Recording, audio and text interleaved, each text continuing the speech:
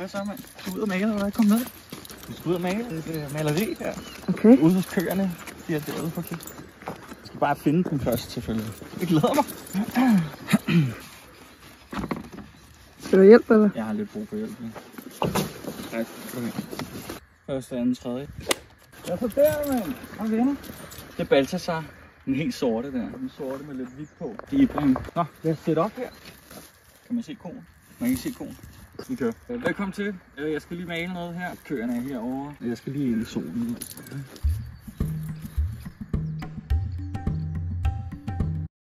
Der er mange, der spørger mig. Mange spørger mig, William, hvordan laver du egentlig dine malerier? Altså, hvad er fremgangsmåden? Først så finder jeg et sted, mit lærred kan være. Det kan det godt være. Det gør ikke noget. Hvis du lige kommer tættere på en gang her, så har jeg en masse tusser, lidt maling, lidt blyant og altså lidt forskelligt. Jeg starter nemlig altid med at lave en baggrund, eller en form for en optegning, en skitse, som ikke rigtig er en skitse, fordi jeg maler jo ikke figurativt på nogen måde. Det er jo bare sådan, jeg laver bare ting, jeg synes er fedt, ikke? Og så tager jeg inspiration i de miljøer, jeg er i. Lige nu, der står jeg ude i en skov, og der er fritgående køer, og de giver mig inspiration lige nu. Lige nu har jeg faktisk lyst til, at vi skal bruge naturen lidt. Så jeg tager lærret sådan her, så lægger jeg det lige her.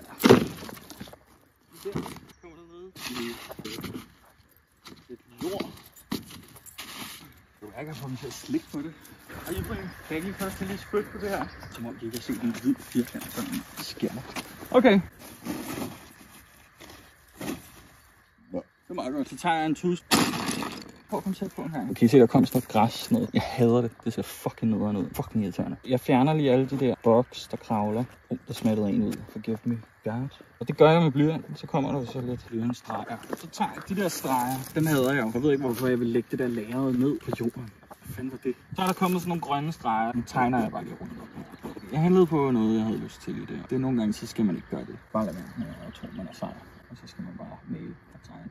Så laster lidt det der. Jeg vil bruge naturens kraft til at lave mit maleri. Kunne du eventuelt bare sætte en pensel på i en allerhelvedesfart og lukke røven for lidt lækkerlige sol? Det er sådan, jeg tænker om mig selv hver dag, hele tiden. Negative tanker om mig selv. Det er godt for kunsten. Nu skider han. Det er Balthasar. Hvad sød? Du må gerne komme tættere på. Nu har jeg lyst til at bruge noget farve. En rød. Det er bare en tus. Så laver jeg bare nogle streger. Det skal bare være der. En cirkel her. En cirkel her. Så begynder der ligesom at ske noget, ikke? Det ligner en bil. Det ved jeg ikke. Det er en blomst. Det er nederen for livet. Skal vi prøve at se, om vi kan finde et andet spot? Kan du se det der træstykke?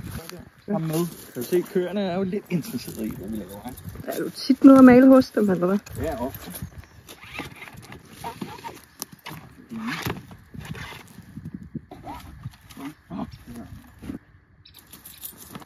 Nu er det jo for højt op. Skal jeg holde det? Ej, hvis du bare lige fjerner nogle torne her. Au! For satan. Der er torne på det der.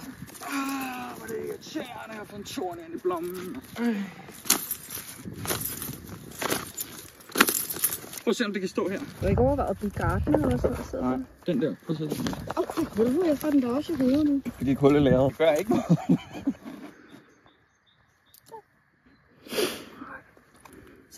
Okay. Og nu har vi fået rykket lidt på lageret. Jeg har også fået lavet pul i lageret.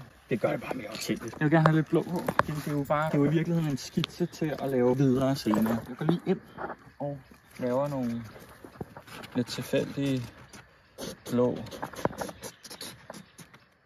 ting.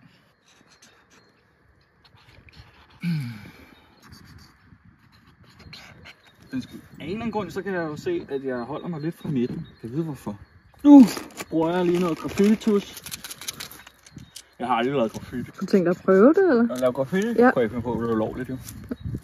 Men er der ikke steder, hvor man kan gøre det, hvor det er lovligt? Ja, det kan du godt, men altså, så bliver du hooked på det, ikke? Kender du lige pludselig at gå og lave tog og sådan noget der. Det går ikke godt.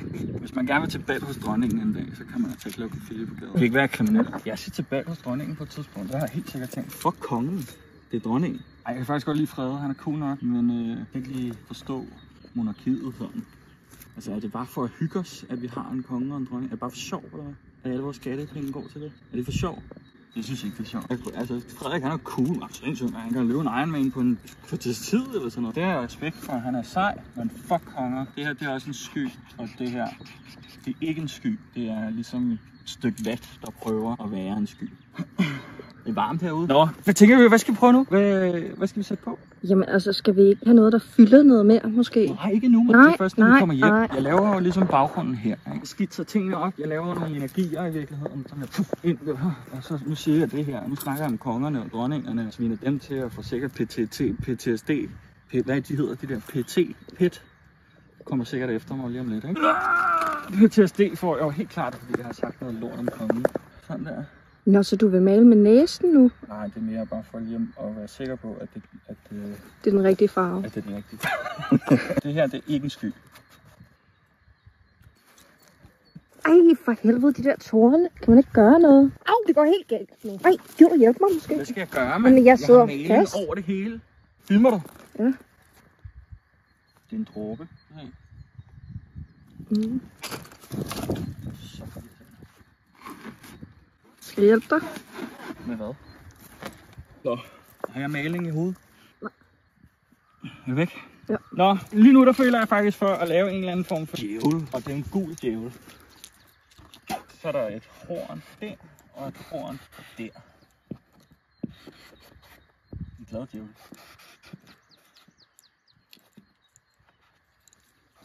Fedt. Det kunne jeg godt lide. Lidt irriterende med det øre, det sidder deromme, ikke? Det er vel bare noget med vinklen, ikke?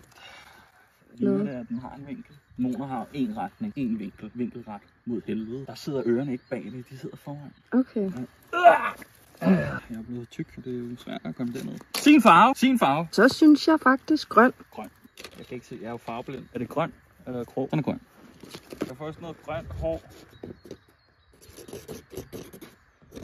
Det ligner stadig hår, min lille søster havde, da hun var barn. Tyndhåret, eller? Ikke tyndhåret, hun var bare krøllet. Ja, men det er en tegning. Det behøver jo ikke at være tykt. Ja. Der er mennesker derovre. De har lyst til at sætte en streg, så skal de have lov. Nå, jeg er jo helt vild med klovnenæser. Og den skal være tyk. Den kan være tyk. Og ligesom at komme af med noget maling, så tager jeg bare lige fingre af. Du bruger altid dine hænder, når du maler? Det er ofte, jeg bruger mine hænder, når jeg maler. Der er nogen, der bruger munden. De er psykopater. Fanden er det at bruge munden. Det er sådan blærerøvs ting. Har du ikke set klovn? Jamen hun løg jo også. Det gjorde hun da. Hun løg da. Hun var jo ikke. Hun sagde, hun var lam. Men det er jo baseret på virkelige hændelser, er det ikke? Klovn? Jeg tror kraftigt ikke det. Men jeg kan skrive klovn. Så bliver det virkeligt. Hvad for en ord går godt til klovn? Torskeroven. Nej, men det rimer. Salt. Igen, jeg har aldrig lavet graffiti i mit liv. Nå, øjnene, det var det, jeg ville lave. Jeg maler jo også ofte digitalt. Det er lidt nemmere slet, hvis man gør noget forkert. Jeg har lidt nøje over at skulle lave et øje. Det var noget lort. Skal vi have noget sort? Det har jeg ikke med. Det var en kæmpe fejltagelse. Ja, jeg laver papirerne derhjemme. Nå, saltklovn hedder maleriet allerede. Det her med saltklovn. Jeg synes ikke rigtigt, man kan mærke køerne i det her maleri. De skal sgu da heller ikke være med. De har ikke nogen plads overhovedet. Nej, de er her bare. Hvad helvede skal de være med for? Jeg har lyst til at lave en sol, men det skal ikke være en hvilken som helst sol. Det skal være en sol, som er grøn. Nej, en blå sol. Og i østen, der stiger solen op. I østen, der stiger solen op. I vesten, der er solen nogle gange. Nord, syd, vest, øst. Vest, the west coast, and west coast sun. West coast sun, a little bit of cloud in it. A little bit of cloud right here. You got the west coast sun is all covered in blue. You know, you got that west coast blues. Solen har ligesom en sky, som er vejen, og den sky kan i princippet også være en portal til helvede. Derfor så skriver vi hell. Hell. Copenhagen har lavet nogle lortebookinger i år. Det er eddermame kedeligt. For der er noget hardcore ind, mand. For der er noget undergrund, mand. Hvad fuck? Hvorfor skal vi se Slipknot igen? Kan de ikke spille Roskilde eller sådan noget? Har du skrevet til dem? Til Copenhagen? Ja. Nej. Jeg prøvede at skrive til ham der, Jakob Prinslav der, som laver deres design. Jeg spurgte, om jeg ikke må komme forbi hans studie en dag. Jo, må det godt. Har jeg været der? Nej. Men jeg kan selvfølgelig også prøve at ringe igen og være lidt mere... Han er jo en travl mand, så det kan være, han har glemt det. Jeg ringer sgu til ham igen. Du gør det nu? Nej, skal jeg ringe til ham nu? Ja, gør det. Hvorfor ikke? Kan jeg da godt lide det. Jeg ringer til ham. Jakob Prinslav. Det er en telefonsvar. Det er en international guy.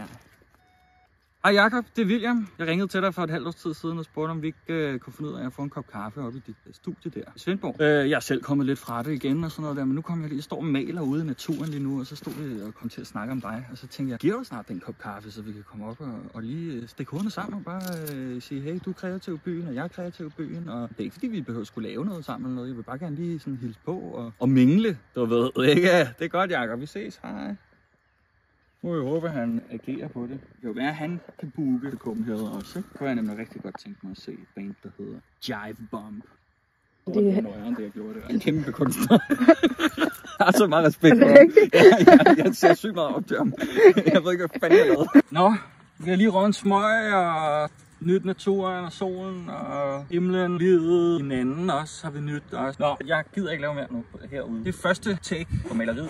Første del af at lave et maleri for mig, det er altid at lave den der sådan baggrund og skitse lidt op og lige lave nogle motiver og sådan noget. Og så kan jeg lige sådan kigge lidt på det, og det er langt fra færdigt. Langt fra færdigt, mine damer og herrer. Nu er det færdigt for naturens energi. Nu skal jeg hjem i min hule oppe i mit tårn, og så skal jeg sidde deroppe og strikke og hækle og spise frøer. Og så kan jeg så komme tilbage til maleriet på et tidspunkt. Vi ses derhjemme. Godt. Filmer du? Ja. Det er godt. Det er dagen derpå. Det er ikke særlig god kvalitet, det her. Faktisk bedre. Det er meget. Det skal være så kort. Filmer du? Godt. Det var det, jeg fik ud af det, for det jeg lavede ude hos køerne i går. Ikke? Det er allerede blevet solgt til en af mine venner, Simon. Det er jo det, der sker, når man er ude og får noget inspiration og sådan noget, så laver man noget, der er så fuldstændig eksemplarisk, fantastisk, exceptionelt, fantastisk flot. Hvis I kunne tænke jer at se noget mere end det, så følg med. Ikke? Følg med på Instagram, følg med på Tuben, følg med nede på andre steder. TikTok, man. Husk det, man. Godt, man. Vi ses derude, mand. Pisse nu ret. Du vil ikke fortælle lidt om det, eller? Skal jeg fortælle om det? Du kan da filme lidt tættere på, så kan folk selv få lov at kigge. Mickey Mouse, der er lidt ondt Pola.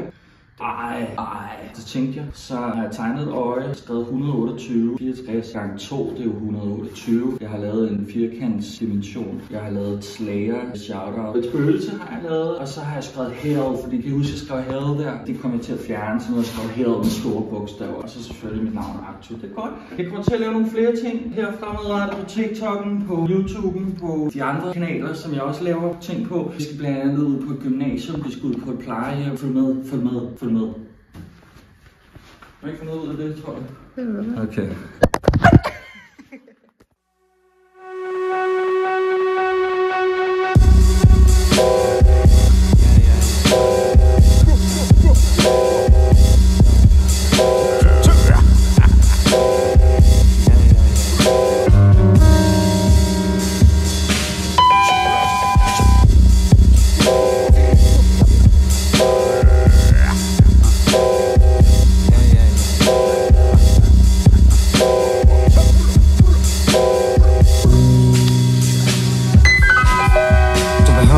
Klap af mig, der er ingen taktaler, ingen sjælkvaler for de kvaksalver.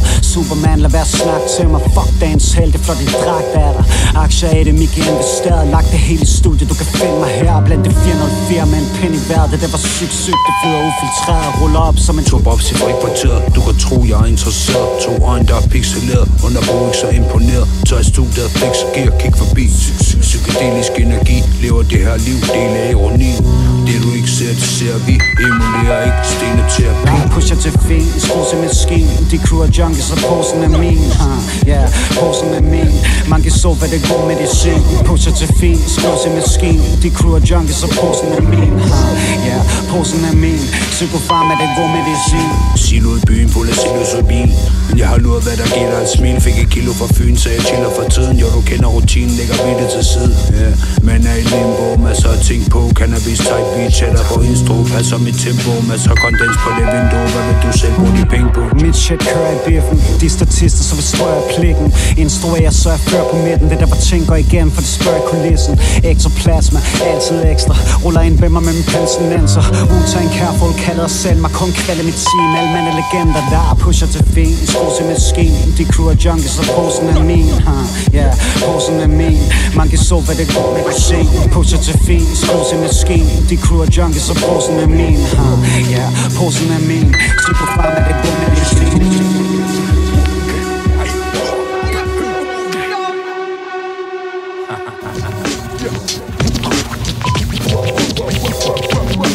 Giv mig med spillet.